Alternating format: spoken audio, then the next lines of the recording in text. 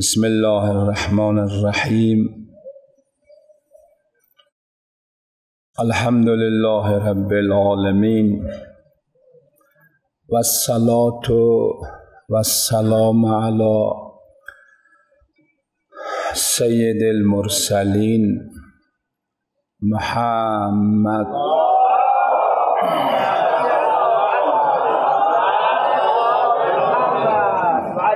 و آله الطیبین الطاهرین.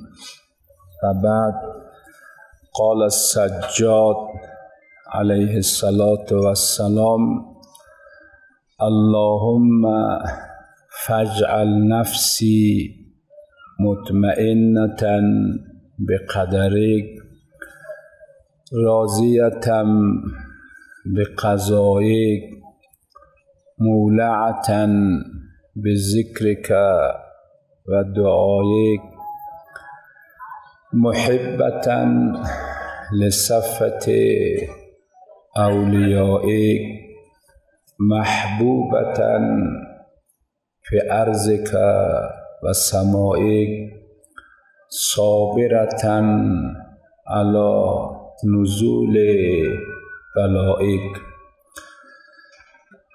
برای خوشنودی ارواح طیبه انبیا و ائمه معصومین علیهم الصلاة والسلام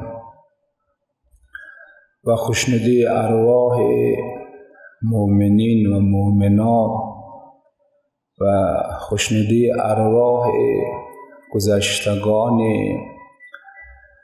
خودمان صلوات بلند ختم شود.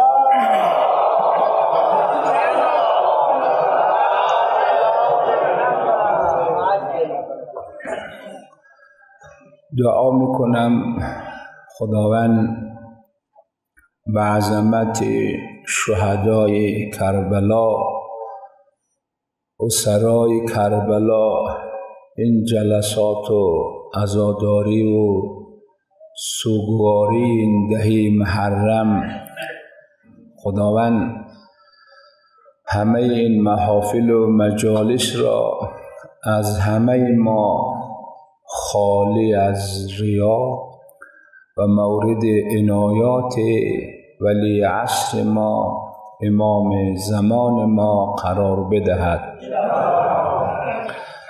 و همچنین دعا میکنم خداوند به عظمت انوار قدسیه عرشیه ملکوتیه تعجیل در ظهور ولی عصر ما امام زمان ما قرار بدهد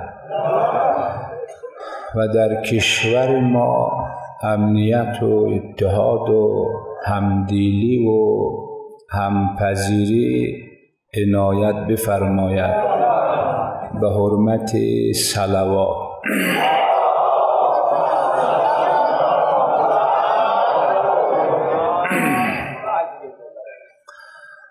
همونطوری که عزیزان مستحضر هستند که موضوع بحث ما در این دهه محرم در این مجلس و مکان مقدس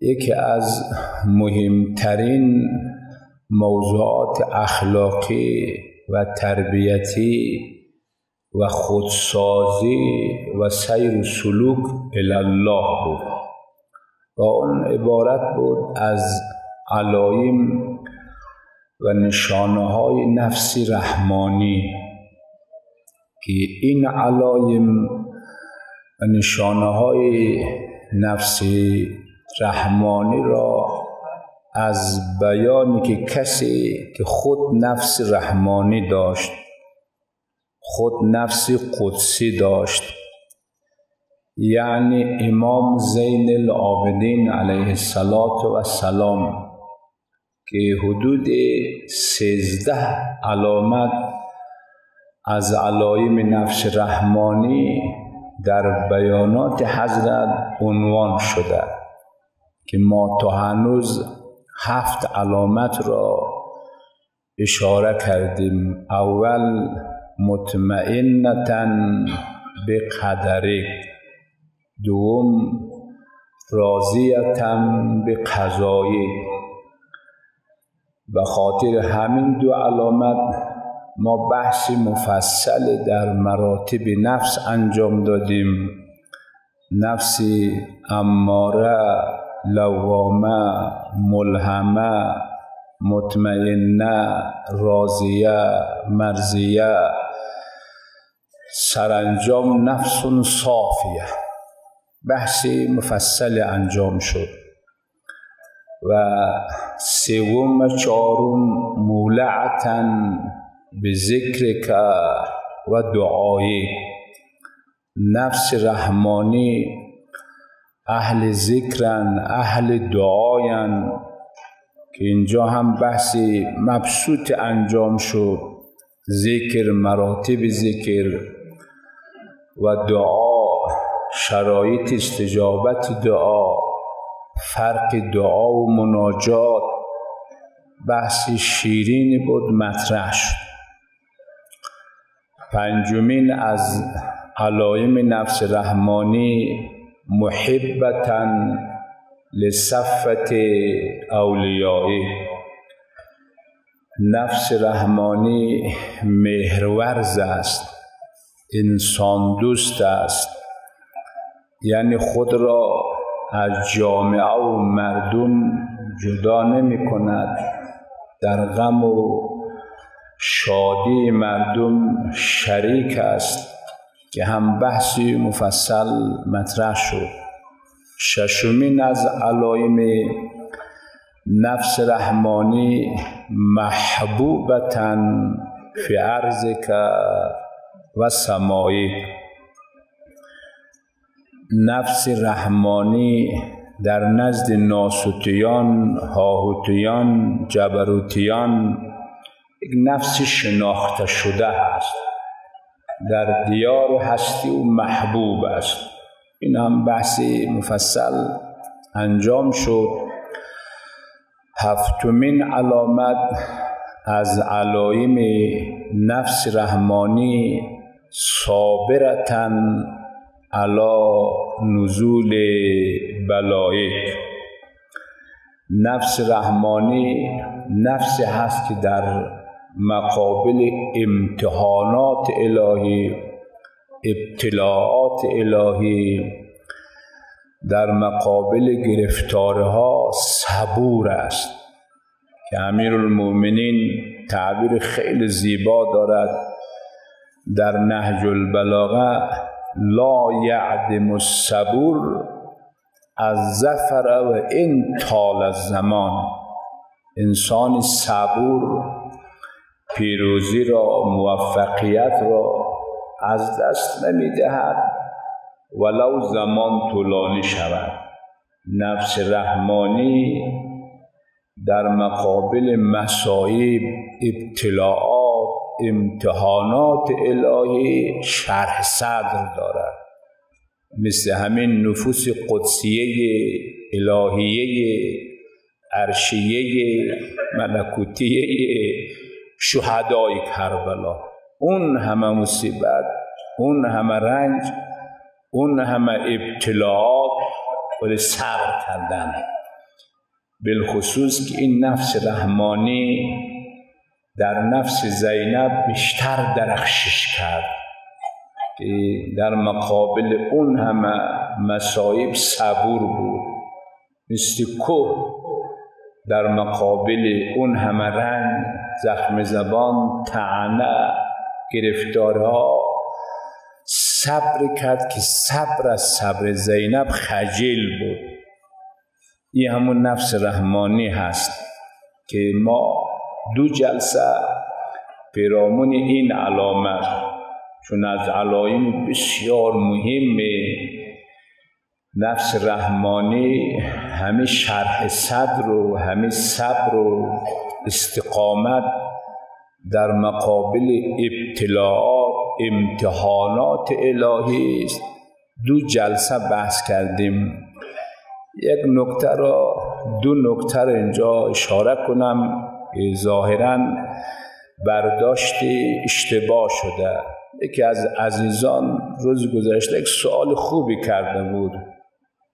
باید چنین شبهات که ایجاد شود سوال شود. ایشان ظاهراً از قلمش پیداست آدم تحصیل کرده با سواد دیده می شود. میگه شما گفتید که یعنی حتی حیوانات، حتی صبیان، مجانین، از جمله حیوانات مورد امتحان قرار میگیرد. روز قیامت جواب پاداش داده می شود، در حالی که اینها مکلف نیستند. جواب این عزیز اینه که ما روز گذشته توضیح دادیم مفصل، چه بسا انسان مکلف و تکلیف نباشد ولی مورد امتحان قرار میگیرد. حیوانات مکلف و تکلیف نیستند، مجانین مکلف و تکلیف نیستند، صبیان، کودکان، اطفال تا سن 15 را تکمیل نکرده در آغاز 16 سالگی نرسد، پسران دختران مشهور تا 9 سالگی تمام نشده مکلف به تکلیف نیستند. اونم اختلاف بین فقها نسبت به بلوغ دختران، ولی مورد امتحان قرار میگیرد. امتحان بر اساس شعور، بر اساس درک. حیوانات به اندازه همون شعوری که دارن به حد همون روز قیامت مجازات می شود، مورد امتحان. لذا یک روایت داریم، گرچه این روایت سندش ضعیفه ولی مفادش بسیار عالی است.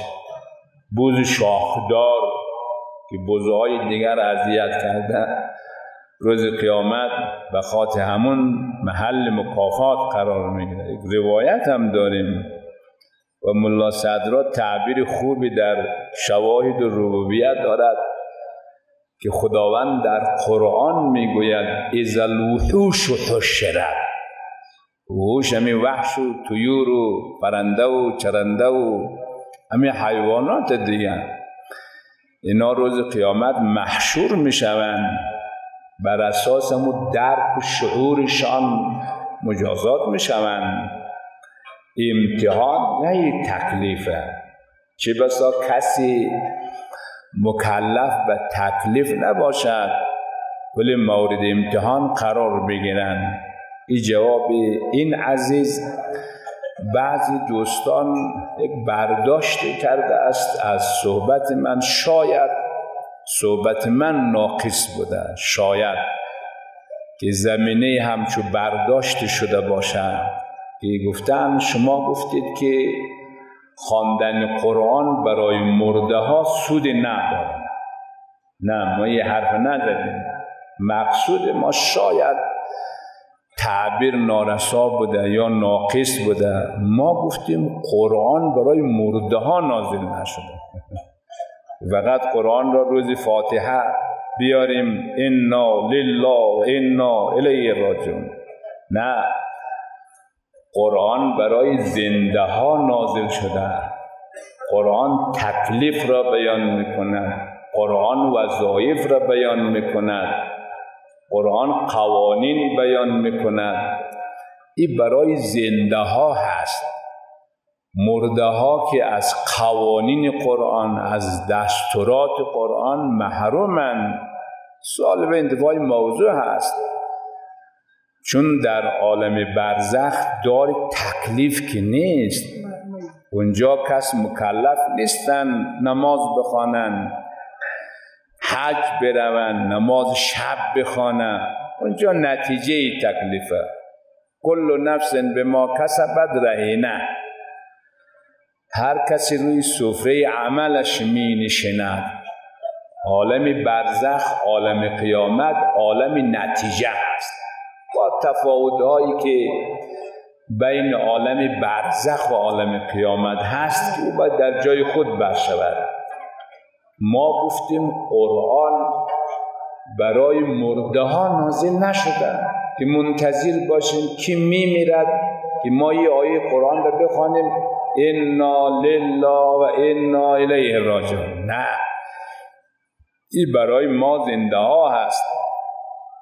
هرگاه اگر مصیبتی گرفتاری پیش آمد، بشر صابرین الذین اذا اصابتهم، کی؟ مرده ها؟ نه، زنده ها، همین صابرین.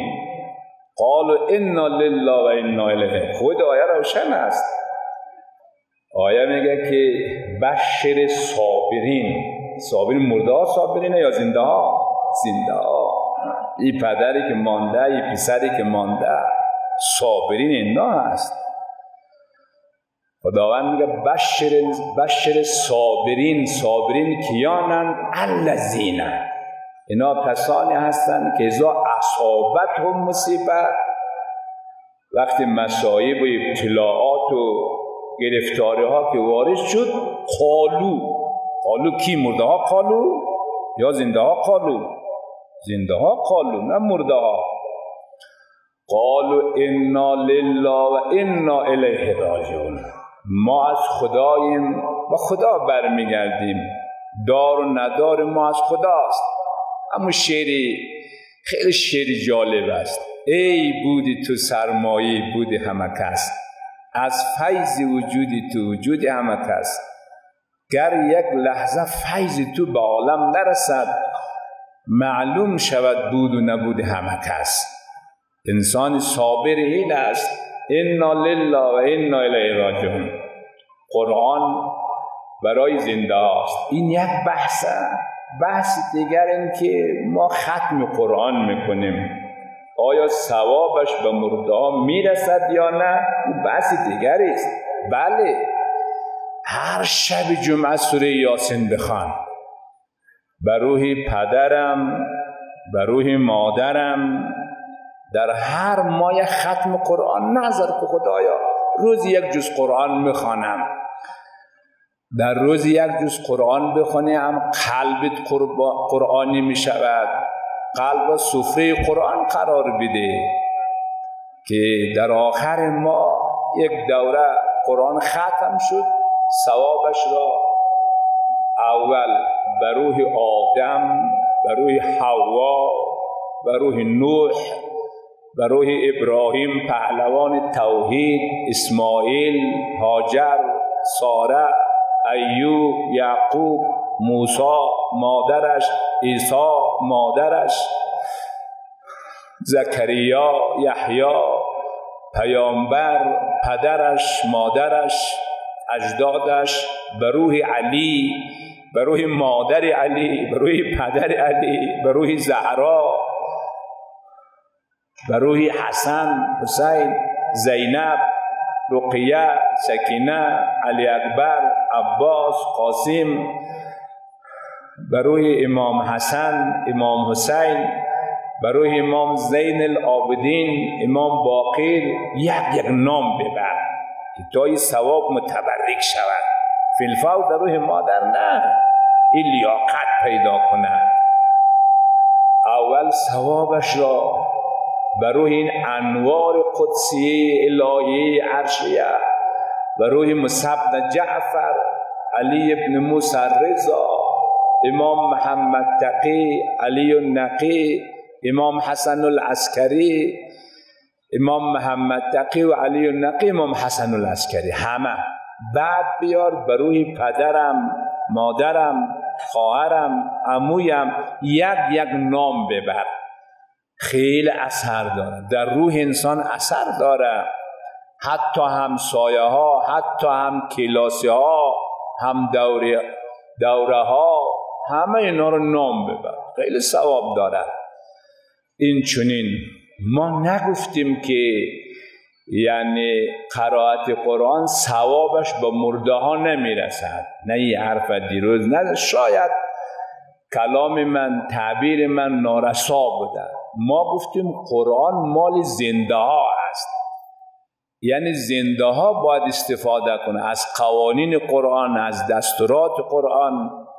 از مواعظ قرآن این زنده ها بهره مند شود، مرده ها که بهره مند نمی شود. اقیم الصلاة برای من زنده به درد میخورد.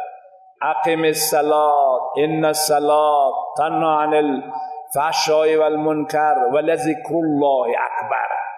این به درد من زنده میخورد، به درد مرده که نمیخورد. او تکلیف تمام شد ولی ثوابش میرسد. شما ختم قرآن کنی، هر شب جمعه سوره یاسین بخوان، سوره یاسین، هر شب سوره حمد بخوان، 3 بار قل هو الله احد و 1 دوره قرآن خواندی، ثوابش را به روح مرده ها، ارواح گذشتگان. ولی سعی کن اول متبرک کن به ارواح انبیا. در رأس آدم، این آدم حق دارد، حوا حق دارد، به روح آدم، به روح حوا، به روح نوح، به روح ابراهیم پهلوان توحید، همسرش ساره، همسرش هاجر، اینا انسان‌های ملکوتی بودن، فرزندش اسماعیل، یعقوب، ایوب، یوسف. به روی همه یاد کن، بعد کم کم بیار به ارواح گذشتگانه. این نکته دوم که از بحث دیروز پریروز، بحث خیلی مهم بود که خدا نخواسته برداشت غلط نشود. اما بحث امروز ما که 11 علامت از علایم، چون 8، 9، 10 فرصت نیست، این 11 خیلی مهمه، 12، 13 برای فردا که خدمت عزیزان اشاره کنم. 11 علامت از علایم نفس رحمانی، متزودت تقوا لیوم جزای. نفس رحمانی تمام زاد و توشهش، تمام سرمایهش تقوا است. تقوا بزرگترین سرمایه نفس رحمانی است. روز قیامت نفس رحمانی با چه زاد و توشه، با چه سرمایه در صحرای محشر فی یوم مقداره 50,000 سنه، 1 روزش 50,000 ساله، 1 روزش. کاش این آیه قرآن نمی بودید، این آیه قرآنه. فی یوم مقداره 50,000 سنه، یعنی 1 روزش 50,000 سال. از زمان بعثت تا زمان ما 2000 نشده، 50,000 سال. شما 3 ساعت صف پاسپورت منتظر میمانی، 4 ساعت، 5 ساعت، 2 روز نفله میشوی. چند روز من گرفتار پاسپورت سر صف، چند روز، 1 هفته، 50,000 سال، 50,000 سال. بعد از 50,000 سال که نامه در دست راستش داده میشه، چنان خوشحال که خداوند این خوشحالی را پیشاپیش خبر میدهد. وجوه یومئذ مسفره ضاحکة مستبشره. چهره ها خندان، بشاش، شاداب به طرف بهشت می روند بعد از 50,000 سال. آیه قرآن فی یوم مقداره 50,000 سنه. وقتی که نامه پرونده اعمالش داده میشه، برو به طرف بهشت، چه خوشحالی. مثل کسی پاسپورت رو میگیره، چه خوشحالی، یک پاسپورت. این نامه است که زندگی ابدی را تا ابد در بهشتی.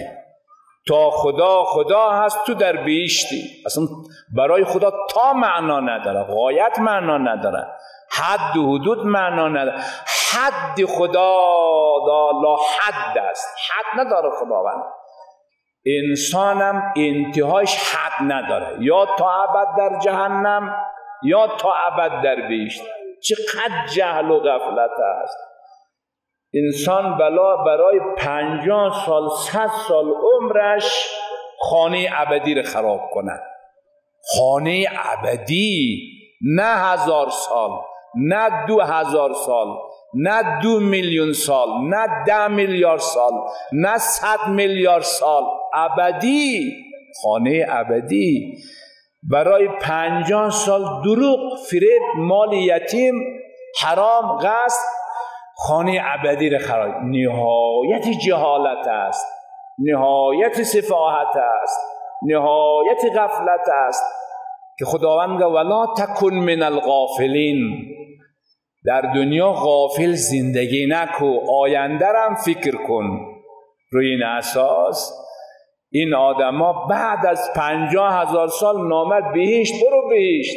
بعد انسانهای مومن، در البته آیه نداریم، در روایت داریم، انسانهای مومن مثل حبیب، مثل مسلم ابن عوسجه، مثل هور، اینها باز یک نازدانی خدایا، تنها بیش نمیره.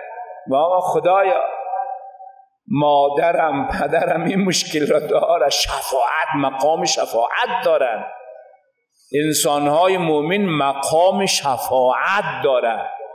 در روایت دارم تا 70 نفر شفاعت میکنه. بعضی آدمای نادان اشکال کردم که ای از خدا مهربانتر، کی بیا شفاعت کنه؟ ای از خدا؟ نه، این سنت خدایه. خدا از اون مهربانتره، خواست مقامی رو بالا ببره. مثل یک پدر اختیارات را در دست فرزند میدهد، برو بالای منبر، این لذت میبرد. یک پدر اینجا خداوند به خاطری که برای این بندش در جمع میلیون ها انسان، خلق اولین و آخرین همه ناظر قضیه است. تنها مسجد امام مهدی نه، خلق اول و آخر قضیه رو میبینن. یوم تبلی السرائر، همه حجاب ها برداشته می شود که یک نفر میگه 80 نفر حق شفاعت داره. این خدا برش مقام داره، خدا برش عزت داده که نتیجه اعمالت همین است که نازدانه باشی. اما کسانی که پرونده اعمال در دست چپش داده می شود، اینا چی گونه؟ آیه قرآنه، این دیگر روایت نیست. دمو لحظه نگاه میکنه، برو جهنم، تمام اعمال خود را جهنمی میبینه. تصویری اونجا کتبی نیه با قلم خودکار نوشته. الان که دنیا پیشرفت کرده کم کمی قضایا پیش آمده، انگوش نگاری میکنن، انگوش تمام عکسش ظاهر میشه. در مرز خروجی داخلی میگه انگوش بزن، انگوش زد، تمام عکس و تمام. این بشر که خلق عجوزا، خلق جهولا، این انسانی که قد محدود است، به این حد رسیده. خدایه که وقتی انگوش نگاری الهی می شود، تمام اعمال گذشته و هر چی که بوده همه و من یعمل مثقال ذره خیر یره. نمیگه یفهمو، نمیگه یعلمو، نه یدرکو، نه. این قلم خودکار نوشت تو در مسجد امام مهدی اهانت کردی، جلسه در نزدیک دکان نزدیک مسجد بود، تو بی‌اعتنایی کردی، مسجد نرفتی، دکانداری میکردی. نه این نیست. این خود میبینه که جلسه عزاداری اینجا هست، این فیسبوک میزنه در کنار مسجد. خود میبینه بی‌اعتنایی، خود میبینه به مسجد، بی‌اعتنایی خود میبینه در تکیه خانه امام حسین. این میبینه، این دیده نیست. این آیه قرآن و من یعمل مثقال ذره و من یعمل مثقال ذره خیر یره و من یعمل مثقال ذره شر یره. او خیر خودم یک ذره در مسجد امام مهدی آمده، قطرات اشک جاری است. این قطرات اشک خودم میبینه، این قدره که بزن، این میبینه قدر اینا رو، این قدری قطرات اشک بدان. مثل این کامری اکبر فیلم برداری هست. این بعد از 10 سال هم نگاه کنی، همین حالات مرا اگر اشک داشته باشم، همین اشک مرا، اگر اشک شما داشته باشد اشک شما رو نشان. این بشر ساخته.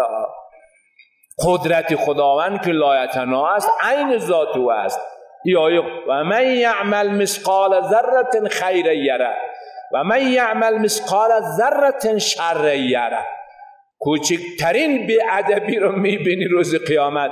خودت اقرأ کتابک کفا بنفسک الیوم حسیبا، خودت برای خودت نمره میدی که من در دنیا بی‌ادب بودم، بی حیا بودم، اهل فحشا بودم، اهل چرس و بنگ بودم، اهل قمار بودم، اهل زنا بودم، اهل لواط بودم، اهل تهمت بودم، اهل لقمه حرام بودم، مال یتیم. همه رو میبینی. این چنین است. اینا چی کنه وقتی نامه رو میبینه؟ وجوه، آیه قرآن، وجوه یومئذ علیها غبره ترهقها قتره اولئک هم الکفرة الفجره. اینا چنان خجل میشوند، غبارآلود. اولئک وجوه یعنی چهره، چهره، وجه به معنی چهره، قیافه. اولئک وجوه یومئذ علیها غبره. غبره حالا تقریبا فارسی شده، غبره غبارآلود، خاکسترآلود. وجوه یومئذ علیها غبره ترهقها قتره اولئک هم الکفرة الفجره. اینها هستن جهنم میروند. در این روز این تقوا زاد و توشه است. در این روز این تقواهای امروزی خود میبینیم. لذا در این علامت 11 از نفس رحمانی چی میگه امام؟ متزودة التقوا لیوم جزای. خدایا زاد و توشه مرا در روز قیامت تقوای ما قرار بده. تقوا، قدر تقوا رو بدانید. من میخواستم در تقوا، خوب وقت دارم نیم ساعت، 2 بحث را مطرح کنم. تقوا که از این روز به بعد سعی کنیم روی تقوا کار کنیم. روی 4 منزله کار کردیم، روی 3 منزله کار کردیم، روی خانه کار کردیم، روی دکان کار کردیم، روی همه چی. از این به بعد روی تقوا کار کن. تقوا قطره قطره بیار ساختمان تقوا رو بالا ببر. تقوا 2 بحث. اول مراتب تقوا، سعی کنیم ما در درجه دانی تقوا قرار رأس الهرم را انتخاب کنیم. انسان موفقه که بره بالای قله، بالای بام هستی نگاه کنه. مراتب تقوا 3 مرتبه. امام صادق تقوا 3 مرتبه داره. ما مرتبه آخر انتخاب کنیم. بحث دوم اثر تقوا، اثر دنیوی تقوا، اثر اخروی تقوا، اثر فردی تقوا، اثر اجتماعی تقوا. آثار و هم از منظر قرآن. من حدیث نمیخونم، اما از آیات قرآن، این آثار خداوند مسکوت نگذاشته، اما در قرآن بیان کرده. اما مراتب تقوا 3 قسمت: تقوای عام، تقوای خاص، تقوای خاص الخاص. ما سعی کنیم در این تقوای عام متوقف نشویم، بریم بالا بریم بالا بریم بالا. تقوای خاص الخاص. تقوای خاص چیه؟ تقوای عام چیه؟ خوب حفظ کنیم. تقوای عام چیه؟ تقوای خاص چیه؟ تقوای خاص الخاص چیه؟ بد برداشت نشه مثل دیروز، خوب دقیق باشیم. تقوای عام چیه؟ تقوای عام همین چیزی که ما تا هنوز شنیدیم از اهل منبر، علما، فقها.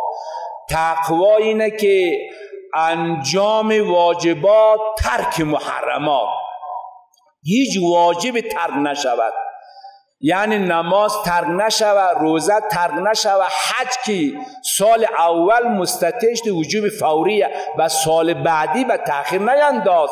تقوای تو آسیب میبیند. تقوا آسیب میبیند.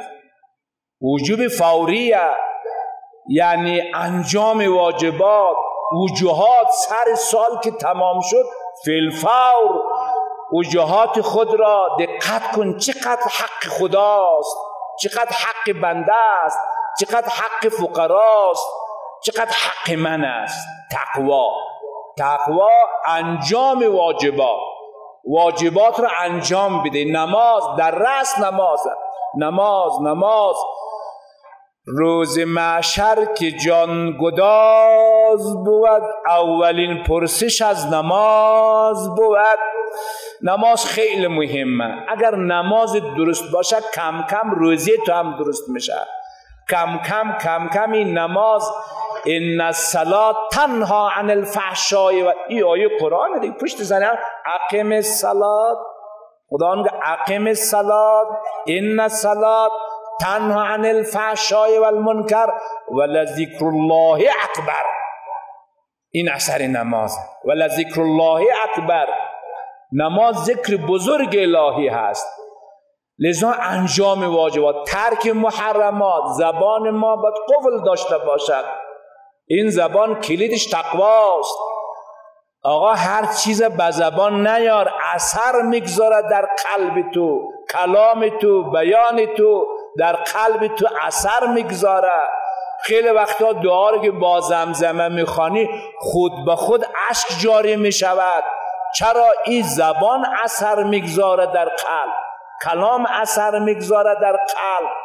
لذا زبانت باید قفل داشته باشد، کلید داشته باشد.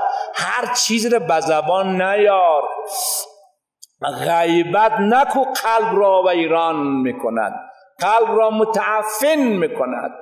تهمت نزن، دروغ نگو، حتی با شوخی دروغ نگو، چون دروغ زهری هست که در نفس اثر میگذاره. دیگه زهر فرق نمیکنه با شوخی بخوری یا راستی بخوری. اما زهر بدی ما با شوخی میخورم، اثر نداره. نگاه کنی که دل و جگر همه به هم ریخت. ما با شوخی خوردم، این شوخی فرق نمیکنه، اثر وضعی. دروغ سعی کو دروغ رو حتی با شوخی نگو. لذا ائمه میگه بر جایی که مشکل پیش آمد توریه کو، مگر اون جایی که یک مصلحت حفظ جان یک انسانی، حفظ آبروی یک انسانی که باز خداوند یک اثر دیگه برای اون میدهد. دروغ نگو، دروغ قلب را ویران میکند، قلب را مسموم میکند. آیت الله بروجردی میگه در عمرش حتی به شوخی دروغ نگفته. همین بوده که از مراجع تقلید که 10 مرجع تقلید با شاگردشان شد. شاگردشان این یک نعمت بزرگی هست. اینایی که به جایی رسیدن با آسانی نرسیدن، به شوخی نرسیدن، با این زبانهای دروغ نرسیدن، با این افکار شیطانی نرسیدن. خدا دست اینها رو گرفت بالا. بعض این اولیای خدا ما وقت نداریم که حتی یک دوره کتاب اینا رو بخوانیم. اینا کلمه به کلمه، حرف به حرف با تأمل بهترین کتاب‌ها رو خلق کردن. این نیست جز عنایت خداوند. اشراقات الهی، افاضات رحمانی، از العلم نور یقذفه الله فی قلب من یشاء. در قلب با تقوا رودخانه الهی جاری می شود. من اخلص 40 صباحا ظهرت ینابع الحکمت من قلبه الی لسانه. اگر کسی 40 روز این امتحان کن، 40 روز کار فقط خدایی، گوش از ورود حرام ممنوع، زبان از ورود حرام ممنوع، چشم از ورود حرام ممنوع، زبان از ورود حرام ممنوع. 40 روز بعد نتیجهش میبینی. ظهرت ینابع الحکمة من قلبه الی لسانه. یکی از اولیای خدا رو سخنرانیش گوش میدادم، چنان مطالب پشت سر هم از آیات قرآن و روایات و کلمات عرفا در زبانش جاری ساری بود. من به یاد این روایت افتادم که پیامبر میگه من اخلص 40 صباحا، 40 روز نگاه کن در تمام وجود قفل بزن که گناه و ویروس گناه وارد نشود. چی میشه نتیجه؟ ظهرت ینابع الحکمت من قلبه الی لسانه. رودخانه از حکمت در زبانش. این نهج البلاغه همین رودخانه حکمته. این غرر و درر امیرالمومنین همین رودخانه حکمته که از قلب علی جاری ساری نصیب تاریخ که حتی قلب جرداغ را شکار کند، جبران خلیل را شکار کند و داها دانشمند مسیحی را قلبش را شکار کند. این همین رودخانه الهی است. تقوا. پس تقوای عام چیه؟ یعنی گناه حرام انجام ندی. حرام حرام، دروغ نگو، تهمت نزن، لقمه حرامم نخور. وقتی میبینی پول کارگر را ندادی، پول وجاهت ندادی، پول یتیم ندادی، یک بخشی حرام است. اونمو حرام 40 روز نور قلب رو خاموش میکند. این روایت داریم کسی لقمه حرام بخوره 40 روز نور قلبش خاموش میشود. عبادت کسل است، در نماز کسل است، در رکوع کسل است، حضور قلب نداره، یعنی با اکراه نماز میخونه، سجدهش کسله، بیمزه، لذت، چون نور خاموشه. نماز میخونه بر اساس عادت ولی لذت نمیبره. چرا؟ چون لذت رو لقمه حرام گرفته است. اگر لقمه حلال باشد در نماز اشک داری، گریه داری، در نماز انقلاب روحی داری، نجوا داری، فریاد داری، لذت داری، مزه نماز رو میچشی. چرا این نماز مزه نداره؟ بعضیا میگه آقا چرا نماز، من در نماز خضوع نداریم. غالب ما وقتی 4 رکعت نماز ظهر میخوانیم قربت الله شرا، این قلب رفت، وقتی که السلام علیکم گفتیم تازه برگشت میکنه. این نمازه. ملا صدرا خدا رحمت کنه بندش را میگه در نماز هر چی که در دل تو هست در واقع همون رو عبادت میکنی، نه خدا را عبادت نمیکنی. همین در نماز 4 رکعت نماز ظهر میخوانی، شروع اینجا خودت نمره بدی در دل تو چیه، هر چی که در دلت هست اون رو عبادت نه خدا را. اگر خدا در دلت هست خدا را عبادت میکنی، اگر چیزی دیگری در دلت هست همون رو عبادت میکنه. خب این لقمه حرام. لذا آیه قرآن داریم آیه قرآن. این آیه قرآن خیلی کوتاه است، حفظ کن. هر وقتی سر سفره غذا نشسته حداقل این آیه قرآن بخوان، زمزمه کو. بعد از بسم الله الرحمن الرحیم فلینظر الانسان الی طعامه. یا آیه قرآن فلینظر الانسان الی طعامه، باید انسان به طعامش نگاه کنه، حلال یا حرام. اگر حرام نخوره قلب ویران می شود، قلب متعفن می شود. اگر مال یتیم نخور فی بطونهم نارا، آیه قرآن فی بطونهم نارا، همین لقمه حرام مال یتیم در شکم می شود آتش جهنم. زقوم غسلین روز قیامت از همین لقمه حرام، جای دیگری نیست. این را تقوای عام میگن.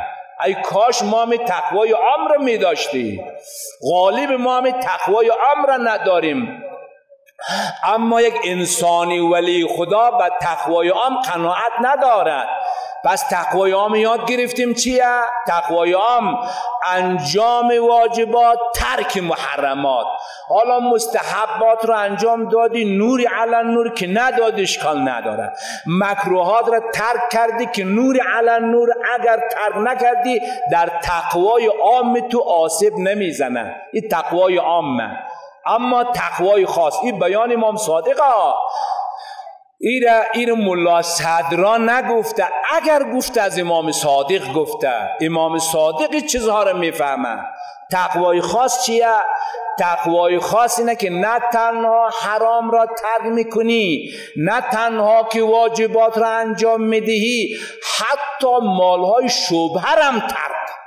در هر خانه شک داشتی لقمه حرام، نرو، قلب تو ایران می شود. یکی از اساتید اخلاق ما میگفت ما تا تهران میرم، بین خانواده اقوام و فامیل که بر میگردم احساس سنگینی میکنم در خودم. این لقمه غذا اثر داره.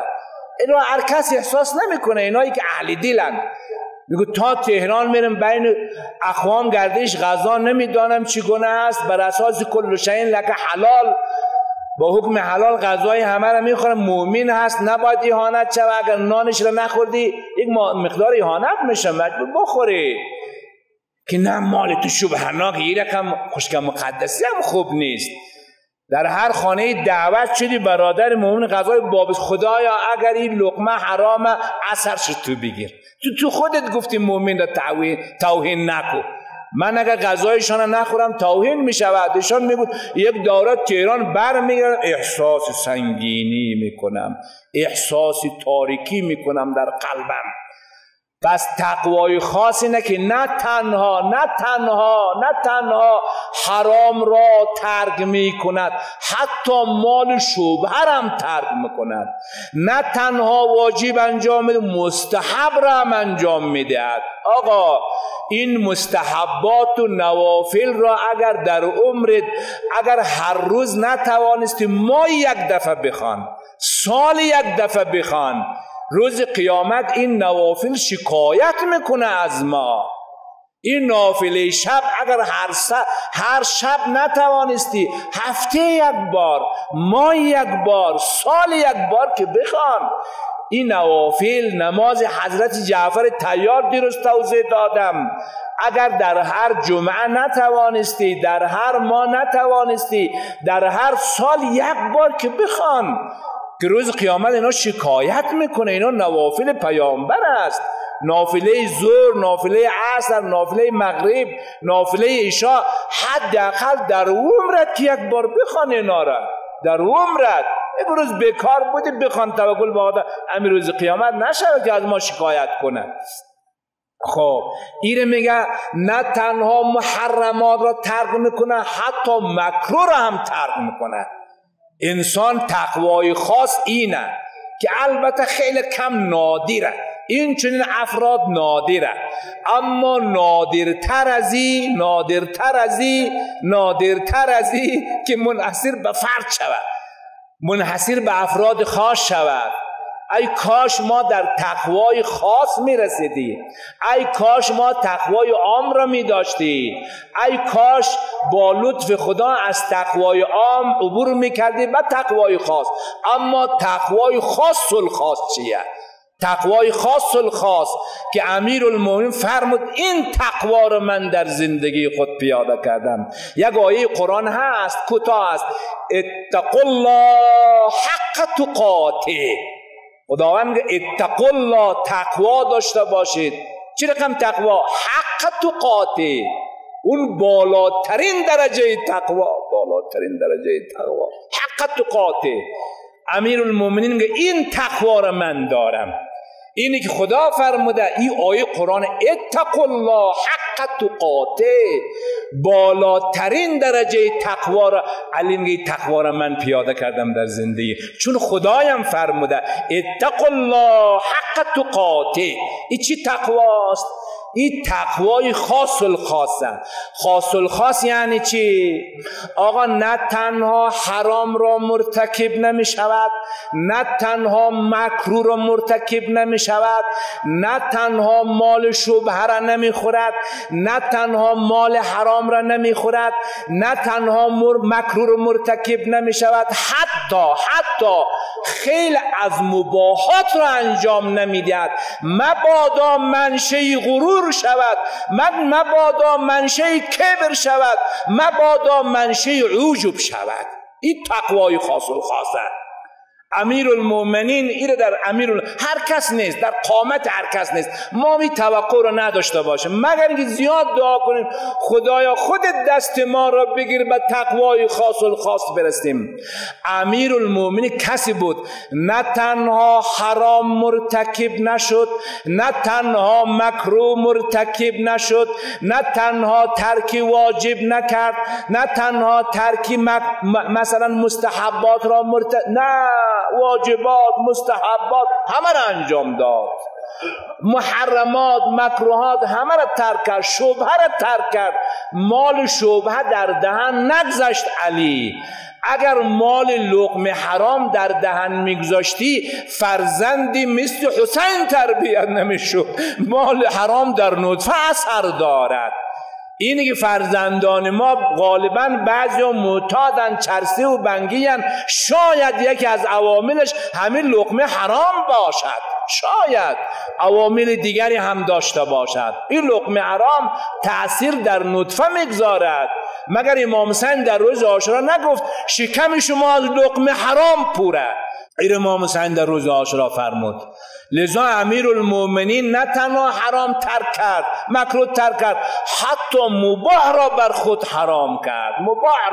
مباح را امیرالمومنین خروار طلا نقره بیت المال در دستش بود، خروار طلا نقره گذشته خودش کار میکرد، شام میکرد، پول شخصی زیاد داشت علی، پول شخصی زیاد داشت، ولی در غذای خود چنان تقوا، چنان مراقبت، در روز 2 قرصی نان جوین بیشتر نمیخورد. 2 قرص نان جوین، تا این حد تقوا. حتی مباح را بر خود حرام. مبادا من به گونه غذا بخورم که در یمامه، در یمن کسی با شکم گرسنه بخوابد. خود را حضرت در دانی‌ترین مرتبه جامعه خود را هم تراز میکرد. یعنی خلیفه مسلمین، این همه سرمایه، این همه بیت المال، اگر اون همه بیت المال به من می بودی، خدا شاهده من شاید در هفته 1 نوع لباس عوض می کردم، در هر روز از کوم عبا طلب می کردم، از کوم امامه هندی طلب می کردم، در هفته هر روز نعلین عوض می کردم، در هر روز عبای امروز ما با فردای ما باید عوض می شد، چون من حق دارم، تبلیغ دین میکنم، مبلغ دین هستم، 1000 تا توجیه میکردم. اما علی بیت المال در دست است، چنان خود را زنجیربند کرده است که حتی در روز 2 قرص غذا، 2 قرص نان جوین، یکی سحر نوعا روزدار بود علی، یکی سحر یکی افطاری، 2 قرص، 3 قرص هم نه، از 1 نان بیشتر هم غذا نه. ابن ابوالحدید که از برادران اهل سنت ماست، او تعجب میکنه، علی کرم الله، این چه کسی است؟ این چه کسی است 2 قرص نان جو میخوره، شبها تا سحر دعا و مناجات و نماز، اما روز جنگ بزرگترین پهلوانان را نقش زمین میکنه. این کیه ای علی؟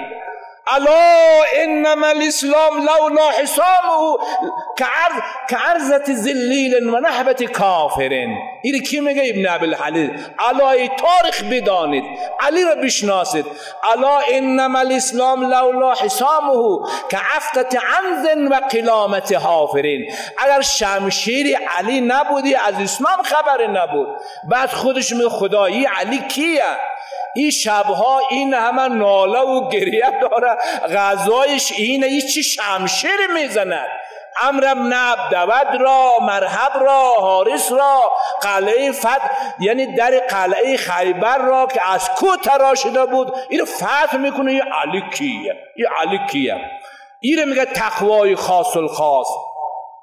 لباس علی چی بود؟ می توانست از بهترین لباس، اگر بیت المال در دست من باشه، با خود علی قسم است، با 1000 توجیه باید نوع غذا بخورم، چون مبلغ دینم باید انرژی داشته باشم. 1 ساعت در منبر به اندازه 6 ساعت کار فیزیکی انرژی خرج میکنم، من باید غذا بخورم تا این قرآن رو خوب توجیه کنم. 1000 تا توجیه.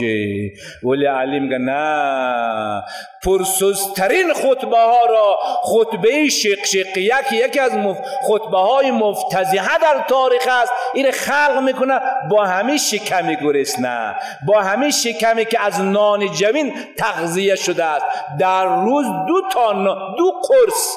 لباس علی چیه؟ لباس علی آیا ازوال هندی امامه؟ نه. آیا نعلین خومیه؟ نه. آیا این عبا قبایش 50,000 100,000 150,000؟ نه. چیه؟ لباس علی از کرباس. این علی، این میگه تقوای خاص الخاص. مگر نامه‌ای که به عثمان ابن حنیف نوشت گفت الا توجه، تنها عثمان ابن حنیف مخاطب نبود، من و شما هم مخاطبیم، تاریخ مخاطبه، بشریت مخاطبه. الا توجه الا ان امامکم قد اکتفا من دنیا بتمریه و من طعمه بقرصیه. امام شما، پیشوای شما علی کیه؟ خودش را در نامه با همه کلمات نوشته میکنه، با همه حروف، با همه قلم نوشته. ریا هم نیست، علی ریاکاری نمیکنه. علی یک ذره، یک هزارم ریا در وجود علی وجود نداره. چی بگه؟ الا توجه الا ان امامکم، امام شما علی، الا ان امامکم قد اکتفا من دنیاه، از دنیای خود قناعت کرده، اکتفا کرده. به چی؟ به تمریه، من دنیاه به تمریه. تمری دو لباس کرباس را میگه. تمرین تصنیه هست، تمران هم نمیگه، یعنی تمرینه، یعنی تمریه به تمریه و دو لباس کرباس. و من طعمه، طعم طعام غذا، و من طعمه به قرصیه، به غذای خود به دو قرص غذا قناعت کرده. علیه نه تنها این تقوای خاص الخاص در وجود خود، حتی در خانوادهش پیاده کرد. این امروز گفتیم، امروز جایش هست که باز تکرار کنم، اینا رو اونقدر تکرار کنی که جز ملکات نفسی تو شود. روز زهرا، حتی زهرا در مقابل تقوای علی کم میاره. زهرایی که معصومه، زهرایی که لقب کوثر قرآن را داره، زهرایی که آیه تطهیر در شأن او فرزند و شوهر و پدرش نازل شده است، زهرایی که سوره هل اتی محور زهرایه، زهرایی که آیه مباهله محور زهرایه، زهرایی که در حدیث کسا محور معرفت است، هم فاطمه و ابوها و بعلها و بنوها. این زهرا در مقابل تقوای علی اظهار عجز میکند.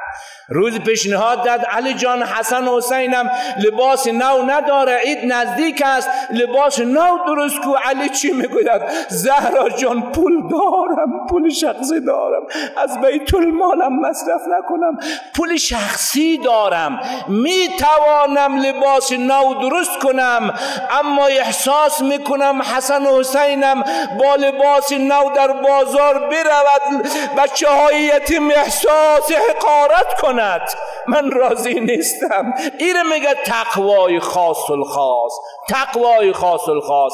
افسوس وقت گذشت که آثار تقوا را بحث میکردم، فردا توضیح میدهم. عرضم تمام.